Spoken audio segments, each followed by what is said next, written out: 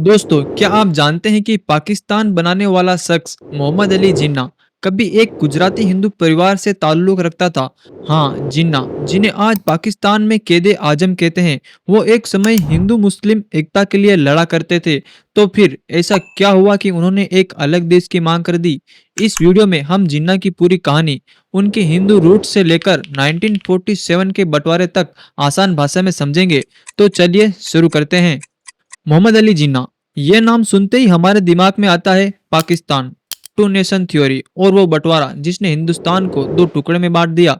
लेकिन जिन्ना की कहानी सिर्फ पाकिस्तान बनाने तक सीमित नहीं है। वो एक गुजराती फैमिली से थे, लंदन में पढ़े लिखे बैरिस्टर थे और शुरू में इंडियन नेशनल कांग्रेस के बड़े लीडर थे।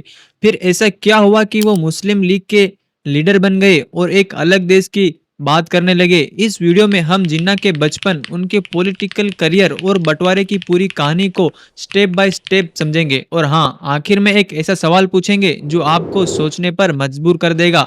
तो बने रहिए एंड तक। चलिए सबसे पहले बात करते हैं जिन्ना के शुरुआती जीवन की। मोहम्मद अली जिन्ना का जन्म 25 दिसंबर 1876 को कराची में हुआ था, लेकिन उनकी जड़ें गुजरात के काठियावाड़ रीजन में थी, एक गांव जो पनेली के नाम से मशहूर था। जिन्ना का परिवार खोजा मुस्लिम था, लेकिन क्या आप जानते हैं कि उनके पुरखे हिंदू थे? जी हाँ, जिन्ना के दादा प्रेमजी भाई मेघजी ठक्कर एक हिंदू व्यापारी थे, जो शायद राजपूत या लोहाना कम्युनिटी से थे।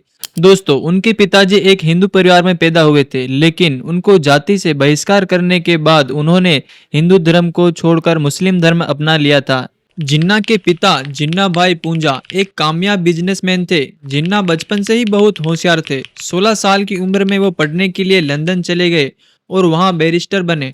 लंदन में जिन्ना को सेकुलर और मॉडर्न आइडियाज पसंद आए।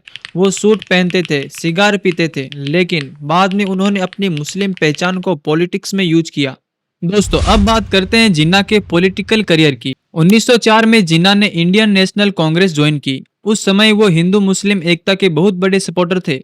1916 में उन्होंने लखनऊ पैक्ट करवाया, जिसमें कांग्रेस और मुस्लिम लीग ने मिलकर ब्रिटिश सरकार से आजादी की मांग की थी। लोग जिन्ना को हिंदू मुस्लिम यूनिटी का एम्बेसडर कहते थे, लेकिन फिर कुछ ऐसा हुआ कि जिन्ना का रास्ता बदल गया। दोस्तों, 1920 में महात्मा गांधी ने नॉन कॉरपोरेशन मूवमेंट शुरू किया। जिन्ना को गांधी का ये तरीका पसंद नहीं आया। उन्होंने लगा कि गांधी का मूवमेंट ज्यादा हिंदू केंद्रित है, इसलिए जिन्ना ने कांग्रेस छोड़ दी। फिर 1937 में हुए प्रोविंशियल इलेक्शंस ने जिन्ना को और दूर कर दिया। कांग्रेस ने जीतने के बाद मुस्लिम लीग के साथ गठबंधन करने से मना कर दिया। जिन्ना को लगा कि मुस्लिम के हक के लिए उन्हें अलग से लड़ना होगा। 1940 में जिन्ना ने लाहौर रेजोल्यूशन पास किया। यहीं से टू नेशन थ्योरी का आइडिया आया। इस थ्योरी में जिन्ना ने कहा कि हिंदू और मुस्लिम दो अलग अलग कौम हैं जो एक देश में साथ नहीं रह सकते। लेकिन कुछ इतिहासकार जैसे आयशा जलाल कहते हैं कि जिन्ना शायद ये सिर्फ एक स्ट्रेटेजी के तौर पर यूज कर रहे हैं ताकि मुस्लिम को ज्यादा पावर मिले। दोस्तों, अब सवाल यह है, क्या जिन्ना सच में देश का बंटवारा चाहते थे? कई इतिहासकारों का मानना है कि जिन्ना एक यूनाइटेड इंडिया में मुस्लिम के लिए ज्यादा हक चाहते थे, ना कि अलग देश। लेकिन हालात ऐसे बने कि बंटवारा हो गया। 1947 में ब्रिटिश सरकार ने माउंटबेटन प्लान लाया, जिसमें इंडिया और पाकिस्तान के दो अलग अलग देश बनाने का फैसला हुआ। कांग्रेस लीडर्स जैसे जवाहरलाल नेहरू और सरदार पटेल ने भी इसे मान लिया था, क्योंकि वो एक कमजोर फेडरल इंडिया नहीं चाहते थे। जिन्ना ने इस नए पाकिस्तान को नॉर्थ ईस्टर्न यानी अधूरा कहा, क्योंकि वो बंगाल और पंजाब के बंटवारे के खिलाफ थे। लेकिन बंटवारा हो गया। इस दौरान करीब 1 करोड़ लोग रेफ्यूजी बन गए। 10 लाख से ज्यादा लोग मारे गए। ये इतिहास की सबसे बड़ी और दुखद माइग्रेशन थी। पाकिस्तान में जिन्ना को आज भी कैदे आजम यानी ग्रेट लीडर कहते हैं, लेकिन भारत में कई लोग उन्हें बंटवारे का जिम्मेदार मानते हैं।